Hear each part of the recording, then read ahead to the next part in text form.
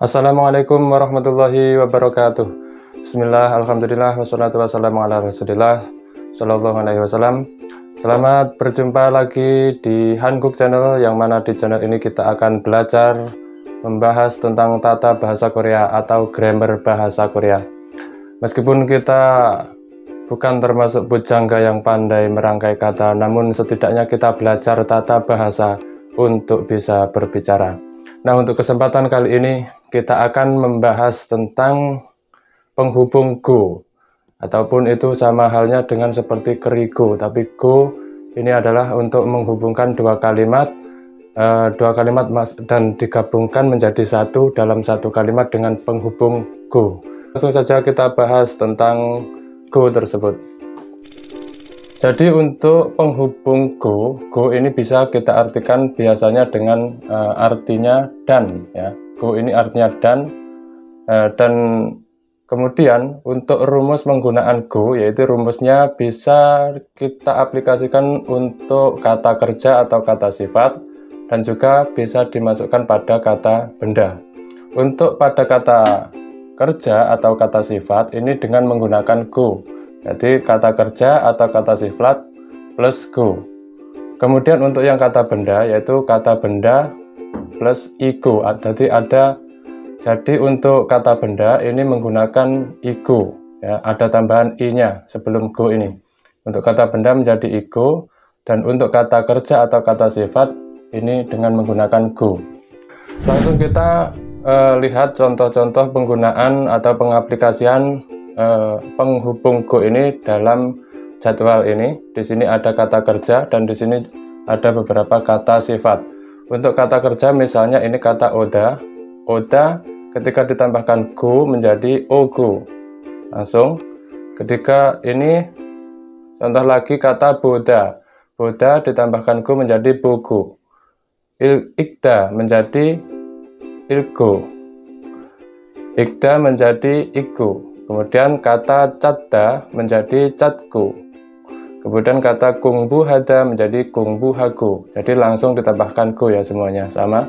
Begitu juga untuk kata sifat. Ini juga cukup ditambahkan pada akhir kata sifat tersebut, langsung ditambahkan go. Contoh, kata yebeda menjadi kata yebeda menjadi yebego. Lalu kata babeda menjadi babego. Ada lagi kata noda menjadi nogo. Ada kata jagda menjadi jaggo. Kata nalsin hada menjadi nalsin hago. Nah, ini untuk pengaplikasian go pada kata kerja dan juga kata sifat. Jadi cukup simple, cukup ditambahkan pada akhir kata sifat atau kata kerja. Akan tetapi untuk kata benda ini dengan menambahkan i pada sebelum go ketika ini diaplikasikan pada kata benda. Misalnya untuk kata benda, ini rumusnya kata benda plus igo, ya, igo. Contoh kata benda yaitu kata saram. Saram ini adalah kata benda, kemudian ketika dihubungkan dengan menggunakan go, ini go-nya ini menggunakan i, ya, menggunakan igo, ya. Berbeda dengan ketika digunakan pada kata kerja ataupun kata sifat. Untuk kata benda ini menggunakan igo. Saram ditambah igo menjadi saramigo. Jadi seperti ini pengaplikasian kata penghubung atau bentuk penghubung untuk kata benda. Jadi go berubah menjadi igo. Lalu setelah kita membahas tentang rumus-rumusnya dan pengaplikasian dari go tersebut, maka kita langsung akan membahas tentang fungsi-fungsi dari go tersebut. Langsung saja kita akan membahasnya. Adapun fungsi dari penghubung go ini ada beberapa fungsi. Yang pertama, fungsinya yaitu untuk mencantumkan dua atau lebih tindakan atau keadaan atau fakta. Dan ini berlaku untuk kata kerja dan kata sifat, ya, karena ini mencantumkan dua tindakan atau lebih atau keadaan, ya. Kemudian juga bisa untuk mencantumkan dua atau lebih kata benda. Ini berlaku untuk kata benda, ya. Kalau yang tindakan atau keadaan ini berlaku untuk kata sifat atau kata kerja. Kemudian yang selanjutnya yaitu untuk mencantumkan dua atau lebih kata benda. Ini berlaku untuk yang kata benda. Kita berikan contoh agar lebih mudah untuk dipahami. Contoh yang fungsi yang pertama yaitu mencantumkan dua atau lebih tindakan atau keadaan, ataupun juga untuk kata benda. Contohnya yang pertama yaitu 어제 파티에서 민수 씨가 노래 부르고 춤도 추었어요. Artinya kemarin pada pesta Minsu bernyanyi dan menari. Ini di sini ada kata 노래 부르다 dan sebelum kata go. Di sini ada kata 노래 부르다 atau 노래 불러요 sebelum kata go, dan di sini setelah ada go ini ada kata 춤을 추어요 atau di sini tertulis 춤도 추었어요. Go ini untuk mencantumkan dua atau lebih tindakan atau keadaan. Di sini kita menggunakan go, maka di sini langsung rumusnya dengan menggunakan go setelah kata kerja tersebut atau kata sifat. Di sini ada kata kerja ya. Kata kerja 노래 부르다 menjadi 노래 부르고 karena digabung menggunakan go ya. 어제 파티에서 민수 씨가 노래 부르고 춤도 추었어요. Di sini ada dua kata kerja yang digabungkan dengan menggunakan go. Fungsinya untuk mencantumkan beberapa tindakan atau fakta ya. Kemudian kita contohkan untuk yang kata sifat seperti ini dalam kalimatnya Carol 씨는 기가 크고 날씬해요. Artinya Carol, ini nama orang ya, namanya Carol, badannya tinggi dan langsing. Di sini ada kata sifat sebelum go dan ada kata sifat lagi setelah go. Yang pertama yaitu kata 기가 크다 atau 기가 koyo. Kemudian setelah go ini ada kata 날씬하다 atau 날씬해요, artinya langsing, dan 기가 koyo artinya tinggi. Ini kedua kata ini adalah kata sifat. Kemudian untuk mencantumkan dua kata sifat tersebut ini digunakan go untuk sebagai kata penghubungnya. Jadi menjadi Carol 씨는 기가 크고 날씬해요. Carol badannya tinggi dan langsing. Lalu kemudian kita contohkan untuk yang penghubung go yang masuk pada kata benda. Yang tadi sudah kita jelaskan, ketika masuk pada kata benda maka ini go-nya berubah menjadi igo, jadi ada i-nya sebelum go ini. Contohnya, 민우 씨는 한국 사람이고 댄 씨는 영국 사람이에요. Artinya, Minu adalah orang Korea dan Dan adalah orang Inggris. Di sini ada dua kata benda yang dihubungkan dengan menggunakan go, yang mana ini menunjukkan fungsi mencantumkan dua hal, ya, mencantumkan dua kata benda. Yang pertama di sini ada kalimat pertama yang digabung dengan menggunakan go, yaitu kata saram. Saram ini adalah kata benda, maka ketika digabungkan ini menjadi digabungkan dengan go, ini go-nya berubah menjadi igo ya, berubah menjadi igo. Ini untuk kata benda. Dan di sini ada densi는 영국 사람이에요. Jadi untuk mencantumkan dua kata benda yang di sini digabungkan dengan menggunakan go, maka go-nya berubah menjadi igo. Jadi seperti ini, 민우 씨는 한국 사람이고 댄 씨는 영국 사람이에요. Minu adalah orang Korea dan Dan ini nama orang, Dan adalah orang Inggris. Kemudian ada fungsi lagi yang kedua, yaitu fungsinya go tersebut itu menunjukkan bahwa kalimat yang pertama ini dilakukan, atau kata kerja yang pertama dalam kalimat yang pertama ini dilakukan sebelum kalimat yang kedua atau klausa yang kedua. Seperti ini pembahasannya biar lebih jelas. Adapun fungsi yang kedua yaitu untuk menyatakan bahwa tindakan atau kegiatan pada klausa atau kalimat yang pertama ini dilakukan sebelum kalimat yang kedua. Ya, sudah kita ketahui bahwasanya untuk kalimat-kalimat yang menggunakan go ini terdiri dari dua kalimat atau dua klausa, dan untuk klausa yang pertama ini dan untuk fungsi yang kedua ini menunjukkan bahwasanya klausa yang pertama atau kalimat yang pertama ini adalah dilakukan sebelum kalimat yang kedua. Contohnya yaitu 어제 밥을 먹었어요. 그리고 숙제를 했어요. Artinya kemarin saya sudah makan. Sini titik. Kemudian kerigo sukjere hesoyo, kemudian mengerjakan PR. Di sini ada dua kalimat. Dua kalimat ini terdiri kalimat yang pertama dan kemudian yang kedua ini dihubungkan dengan menggunakan kerigo. Ini supaya lebih jelas, ini titik. Dan nanti kita akan gabung dengan menggunakan go. Yang pertama ini adalah contoh yang pertama ini adalah kalimat yang menggunakan penghubung kerigo. Ini berarti ini adalah terdiri dari dua kalimat yang berbeda, dan nanti kita akan membuat atau menghubungkan dua kalimat tersebut dengan menggunakan go menjadi satu kalimat. Kita artikan dulu. Oje babel 먹었어요. 그리고 숙제를 했어요. Kemarin saya sudah makan, kemudian mengerjakan PR. Nah, dua kalimat ini kita hubungkan dengan menggunakan go yang awalnya menggunakan kerigo. Kita gabung menjadi satu kalimat dengan penghubung go menjadi seperti ini. 어제 밥을 먹고 숙제를 했어요. Nah, dua kalimat ini tadi kita hubungkan dengan menggunakan go yang kita masukkan atau kita tambahkan pada kata kerja yang kalimat pertama, kata 먹어요 atau kata 먹었어요. Di sini ada kata 먹다 digabung dengan menggunakan go ya. Sehingga kata 먹다 ini menjadi 먹고, 먹다 menjadi 먹고. 어제 밥을 먹고 숙제를 했어요. Kemarin saya makan dan mengerjakan PR. Walaupun di sini kalimatnya ini adalah menandakan kalimat yang bentuk lampau karena ini ada kata oje ya kemarin. Maka ketika ini ditambahkan kata kerjanya, ini ketika ditambahkan go, maka kata kerja ini tidak boleh ditandai dengan dengan penanda bentuk lampau ya. Ketika ditambahkan go, maka kata kerjanya tidak boleh ditambahkan dengan penanda bentuk lampau.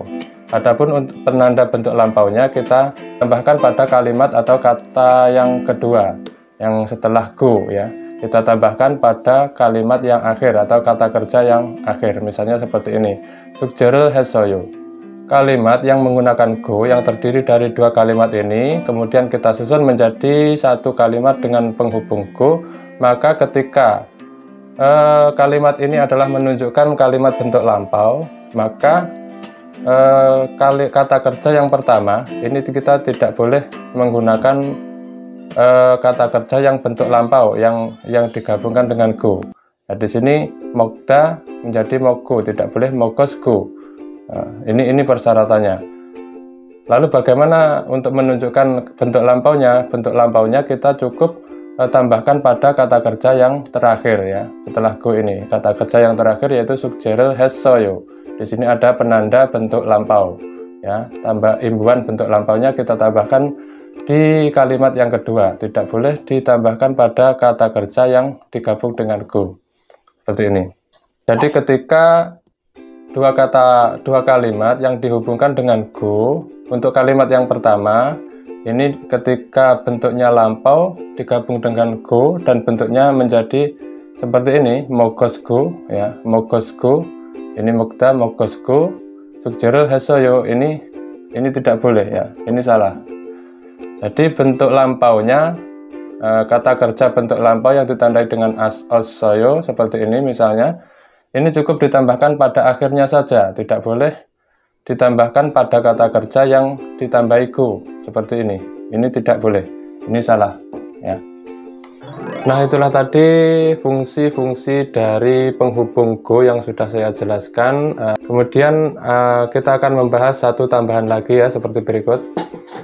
Ada tambahan untuk penghubung go untuk menggabungkan dua atau lebih fakta atau tindakan dengan subjek yang sama ya, dua subjek yang sama, maka boleh menambahkan to pada kata benda yang menjadi objeknya. Jadi rumusnya untuk penggunaan kalimat yang menggunakan go ini biasanya karena terdiri dari dua kalimat atau dua klausa, maka klausa yang pertama ketika ada objeknya ini kita ganti objeknya yang menggunakan partikel objek seperti rel atau el, ini kita ganti dengan menggunakan to. Kemudian untuk klausa yang kedua ataupun kalimat yang kedua, objeknya, penanda objeknya yang berupa rel atau el, ini kita bisa menggantikannya dengan menggunakan to juga. dan di tengah-tengahnya ini ada kata kerja yang menggunakan go ya. Langsung contohnya biar agar mudah untuk dipahami. Contohnya ini ada dua kalimat. Yang pertama ya, contohnya hyongen suyongel jalheo. Kerigo di sini ada dua kalimat ya. Yang pertama ini ada dua kalimat yang kita pisahkan dengan kerigo ya. Yang pertama, kalimat yang pertama hyongen suyongel jalheo. Kerigo, kemudian kalimat yang kedua kerigo nunggudo jalheo. Jadi hyongen suyongel jalheo, kerigo nunggudo jalheo. Kakak berenangnya bagus. Kemudian basketnya juga bagus, maksudnya bermain basketnya juga bagus. Di sini masih ada dua kalimat yang berbeda. Kalimat yang pertama ini objeknya yaitu kata suyong. Ada ini suyongel. Kemudian yang kalimat yang kedua ini objeknya adalah kata nunggu. Di sini sudah ditambahkan do. Ini aslinya adalah menggunakan partikel rel, misalnya nunggurel jalheo.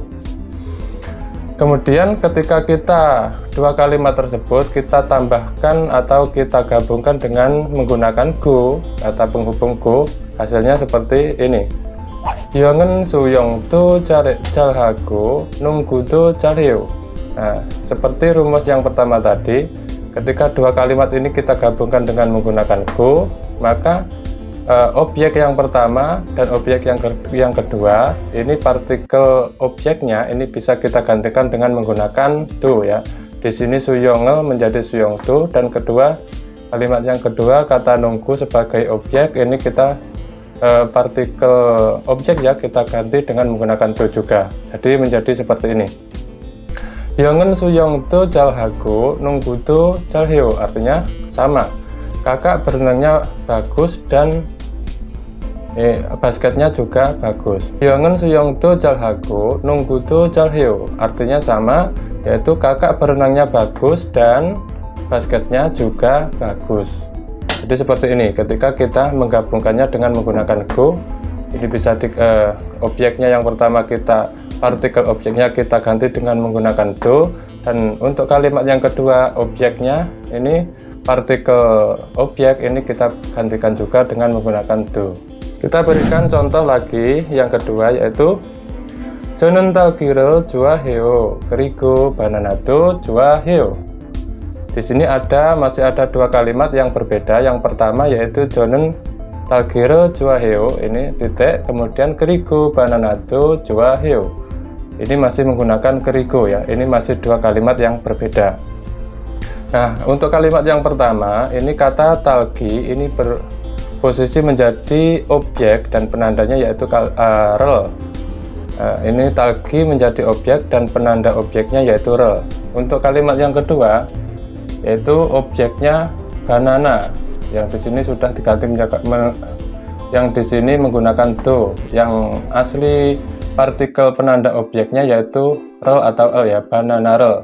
Seperti itu. Kemudian dua kalimat ini ketika kita gabungkan dengan menggunakan penghubung go, maka hasilnya menjadi seperti ini. 저는 딸기도 좋아하고 바나나도 좋아해요. Jadi rumusnya kembali yang pertama, ini diperbolehkan dua kalimat yang menggunakan penghubung go. Ini kalimat yang pertama, penanda objeknya ini diganti menggunakan do. Dan kemudian kalimat yang kedua, penanda objeknya juga boleh diganti menggunakan do. Jadi, 저는 딸기도 좋아하고 바나나도 좋아해요. Saya suka stroberi dan saya juga suka pisang. Jadi seperti itu. Ini bentuk yang masih terpisah kalimatnya, dan ini sudah menjadi satu kalimat yang dihubungkan dengan menggunakan go. Nah, seperti ini. Nah, itulah tadi pembahasan kita tentang go, yaitu sebagai kata penghubung ya, atau sebagai penghubung. Dan fungsi-fungsinya sudah saya jelaskan. Mungkin semoga dapat bermanfaat untuk kita semua. Ada kesalahan dari saya ketika menjelaskan, mohon maaf. Akhirnya, wassalamualaikum warahmatullahi wabarakatuh.